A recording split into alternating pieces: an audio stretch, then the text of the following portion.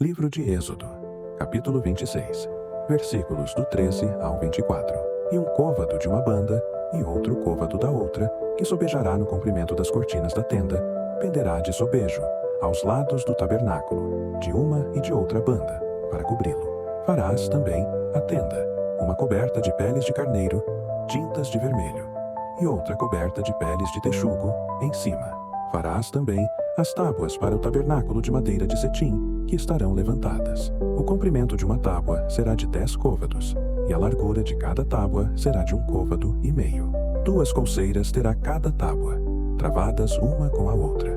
Assim farás com todas as tábuas do tabernáculo. E farás as tábuas para o tabernáculo assim: 20 tábuas para a banda do meio-dia ao sul. Farás também 40 bases de prata debaixo das 20 tábuas. 2 bases debaixo de uma tábua para as suas 2 colseiras, e 2 bases debaixo de outra tábua para as suas 2 colseiras. Também haverá 20 tábuas ao outro lado do tabernáculo, para a banda do norte, com as suas 40 bases de prata. 2 bases debaixo de uma tábua, e 2 bases debaixo de outra tábua. E ao lado do tabernáculo, para o ocidente, farás 6 tábuas. Farás também 2 tábuas para os cantos do tabernáculo, de ambos os lados. E por baixo se ajuntarão, e também em cima dele se ajuntarão numa argola. Assim se fará com as 2 tábuas. Ambas serão por tábuas para os 2 cantos.